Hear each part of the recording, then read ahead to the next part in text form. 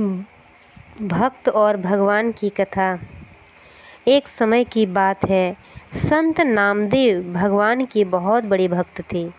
उनका मन हर समय भगवान के नाम में लगा रहता था।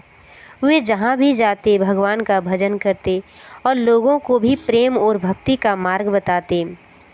एक दिन कुछ पंडितों को उनके ऊपर घमंड हो गया। वे सोचने लगे कि नामदेव तो साधारण दर्जी परिवार में जन्मे हैं, इन्हें भगवान का क्या ज्ञान होगा।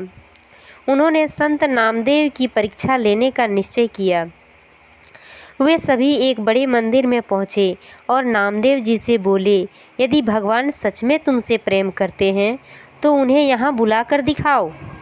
नामदेव जी ने विनम्रता से कहा, भगवान प्रेम के भूखे हैं, दिखावे के नहीं। सच्चे मन से पुकारो, वे अवश्य आएंगे। लेकिन पंडित हंसने लगे। उन्होंने नामदेव जी को मंदिर के पीछे बैठा दिया और कहा, तुम्हारा यहाँ कोई स्थान नहीं। संत नामदेव जी दुखी तो हुए, पर उन्होंने किसी से विवाद नहीं किया।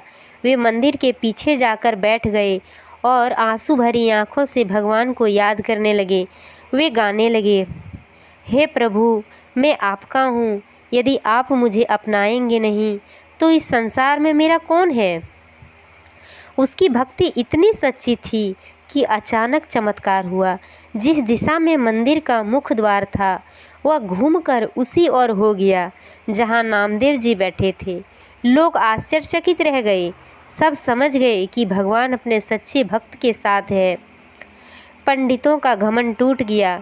वे नामदेव जी के चरणों में गिर पड़े और बोले, हमें क्षमा कर दीजिए, हम आपके प्रेम और भक्ति को पहचान नहीं पाए। नामदेव जी मुस्कुराकर बोले, भगवान जाति, धन या विद्या नहीं देखते, वे केवल प्रेम देखते हैं। जिस हृदय में सच्ची भक्ति होती है भगवान वहीं निवास करते हैं। बच्चों, इस कथा से हमें शिक्षा मिलती है कि भगवान को पाने के लिए बड़े बड़े आडंबर की आवश्यकता नहीं होती। सच्चा प्रेम, नम्रता और विश्वास ही भगवान तक पहुंचने का मार्ग है। जो व्यक्ति अहंकार छोड़कर प्रेम से भगवान को याद करता है, भगवान स्वयं उसकी सहायता करते हैं। इसलिए कहा गया है, भक्ति में शक्ति है और प्रेम में भगवान बसते हैं। जय बजरंगबली।